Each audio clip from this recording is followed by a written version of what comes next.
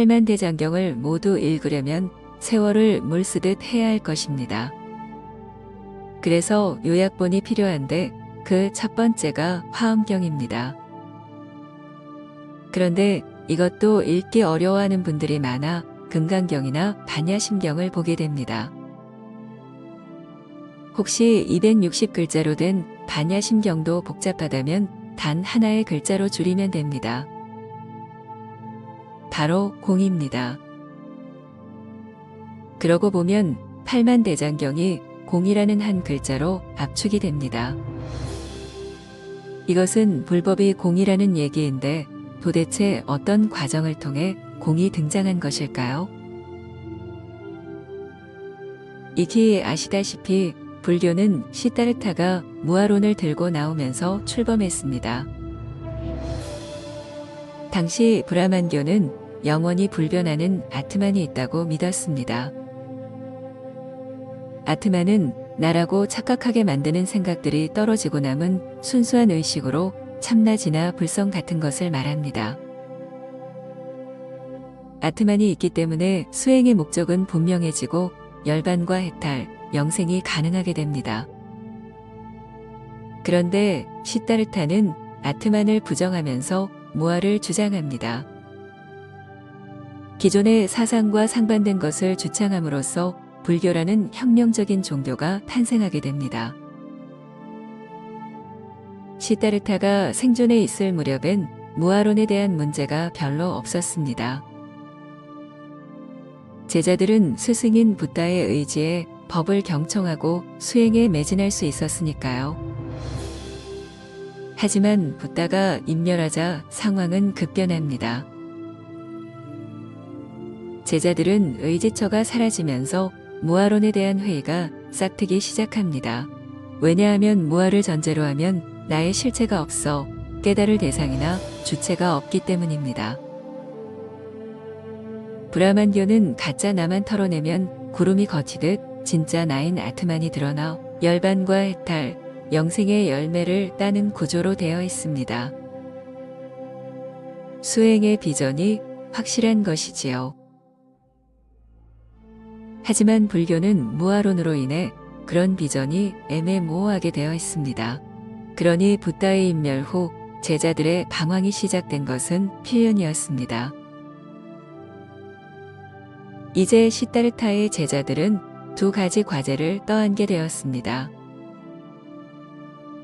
첫 번째는 무아를 논리적으로 증명하는 것이고 두 번째는 불교의 비전을 확실히 세우는 것입니다. 이 두 가지를 소홀히 하면 불교는 몇 세대도 버티지 못하고 소멸할 것이 자명합니다.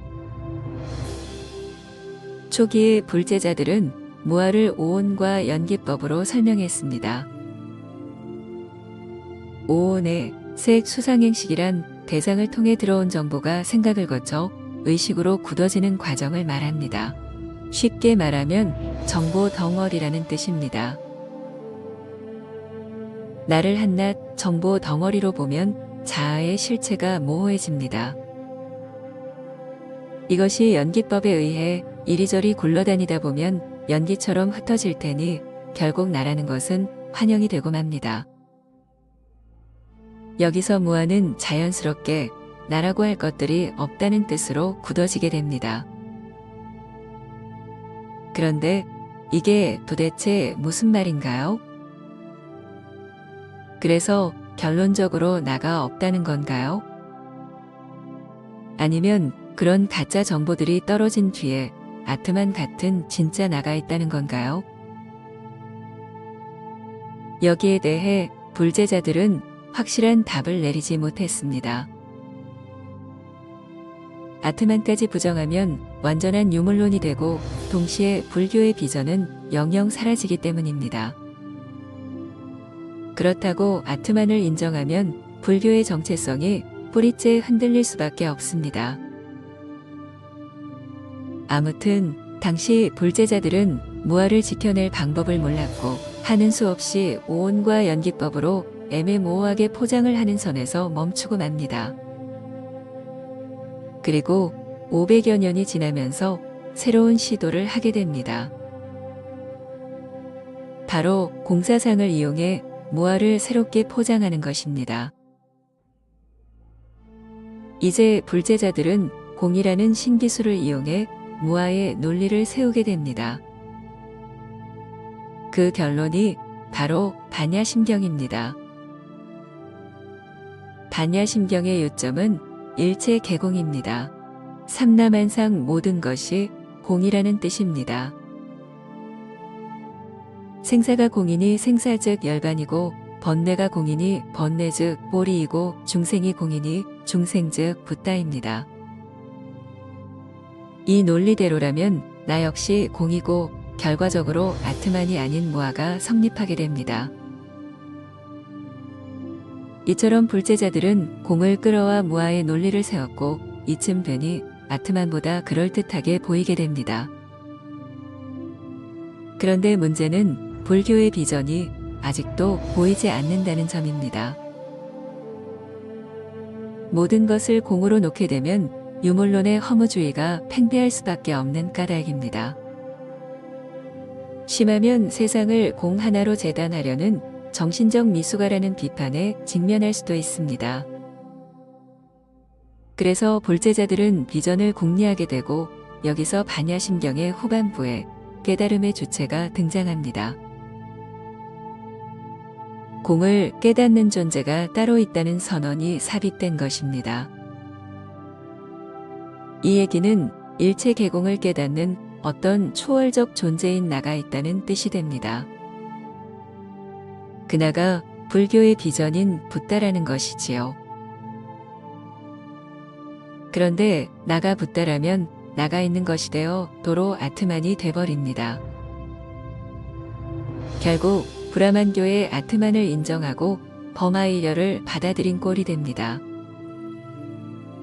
처절한 항복 선언이지요. 여기서 대승불교의 불성, 진화 같은 개념이 등장합니다. 초기 불교 수행자들은 이런 단어가 어색했던지 순수의식, 깨어있음, 알아차림 같은 단어로 풀어서 쓰는데 모두 아트만을 인정한다는 면에서 똑같습니다. 그렇다면 도대체 불교의 정체는 뭡니까? 결국 힌두교의 아트만과 범아 일려 사상이 불교의 결론인 것인가요? 요즘 힌두교의 참나가 전 세계로 퍼져나가고 있고 불교 수행자들은 참나 열풍에 맥을 못 쓰고 있습니다. 사실 참나는 아주 간결하고 분명하지 않습니까? 정보 덩어리인 나에서 가짜 정보만 털어내면 본래부터 지니고 있는 순수의식엔 아트만이 남고 이 아트만은 우주의식과 하나이다. 고로 나가 조물주 하나님이다. 이렇게 논리도 명쾌하고 비전도 분명하니 대중적으로 퍼져나갈 수밖에 없습니다. 이 논리를 부정하면서 탄생한 것이 불교인데 불제자들은 무려 2500년 동안이나 힌두교의 논리를 말만 바꿔서 그대로 수용하고 있습니다. 이러니 힌두교 학자들이 불교를 보는 시선이 곱지 않을 수밖에 없습니다. 힌두교가 아닌 것처럼 보이려고 장장 수천 년을 매달린 결과가 도로 힌두교인이 얼마나 우습겠습니까? 도대체 시타르타의 무아가 그렇게 어려운 것일까요? 말 그대로 나가 없다는 얘기 아닙니까? 그런데 글자 그대로 받아들이면 참나, 진화, 불성, 아트만, 브라만, 붓다 등으로 불리는 고차원의 나까지 증발하여 완전한 무가 됩니다. 깨달을 대상과 함께 그 주체도 사라지고 따라서 천국과 극락은 물론이고 영생이나 열반, 해탈 같은 열매도 자취를 감춥니다. 유물론에서 말하는 절대적인 죽음에 봉착하게 되는 것이지요. 생각만 해도 끔찍하기에 불제자들은 시타르타의 무아를 다시 힌두교의 아트만으로 해석하게 됩니다. 용수보살이 유일하게 이런 추세에 제동을 걸었지만 그건 그때뿐이었습니다. 결론적으로 불제자들은 무아를 공아로 바꿔버렸습니다. 아트만의 포장지만 바꿔 씌워 무아라고 주장하는 꼴이 된 것입니다. 시다르타가 이런 모습을 본다면 과연 어떤 심정일까요? 2차원 생물은 영원한 시간을 주어도 높이를 찾을 수 없습니다. 이건 구조적인 문제입니다. 마찬가지로 지금의 불제자들은 영원한 수명을 갖더라도 무아를 풀 수 없습니다. 이건 역시 차원에 걸린 구조적 한계입니다. 이 얘기는 3차원 두뇌를 무한한 시간 동안 굴려봤자 도로 3차원이라는 뜻입니다. 그러니 무아의 의미를 부여하려고 괴상한 논리를 지어내지 말고 그 시간에 차원의 문제를 푸는 것에 집중하는 편이 낫습니다. 그것이 시다르타가 몸소 보여주신 불교의 참된 수행입니다. 힌두교와 구별되는 불교의 수행은 딱 세 가지입니다. 그냥 깨달아라. 윗바사나로 차원의 설계를 관하라. 화두를 참고하라입니다. 시다르타는 이 세 가지 대들보를 가지고 불교를 세웠습니다. 실제로 시다르타는 보리수나무 아래에 앉아 이 세 가지 수행을 두루 하였습니다. 시다르타는 생각들이 아트만으로 유혹해 열반과 해탈, 영생으로 자신을 끌고 가려는 현상을 윗바사나로서 관했습니다. 또한 제1원인을 화두로 삼아 이성을 궁극까지 끌어올렸습니다. 그리고 이 모든 것을 놓아버리고 그냥 있었습니다. 이 세 가지 수행의 인과가 어우러져 마침내 시다르타는 무상정등각을 성취하게 된 것입니다. 이처럼 불교는 힌두교에 없는 세 가지 수행으로서 탄생하였습니다. 이 수행들은 윗바사나와 간화선 그리고 묵조선으로 이어졌지만 아쉽게도 알맹이가 모두 빠져 있습니다. 윗바사나는 생각이나 호흡을 관하는 용도로 쓰고 있고 간화선은 엉뚱한 화두를 잡고 허송세월을 보내고 있습니다. 그리고 묵조선은 그냥 있는 것에 감각을 찾는 방법이 결여되어 있습니다. 이처럼 셋으로 갈라져 그 구실을 못하고 있으니 불교의 정체성이 흔들릴 수밖에 없는 것입니다. 요컨대 차원의 설정값을 무력화시키는 윗바사나, 제1원인의 화두를 찾아 차원을 포매시키는 간화선, 있는 그대로의 모습으로 차원 그 자체로 화하는 묵조선이 각각 어우러져 수행해 나간다면 불교는 원형을 되찾을 뿐만 아니라 영원토록 인류 문명과 함께 찬란하게 빛나게 될 것입니다. 여러분이 생각하는 불교는 정녕 어떤 불교인가요?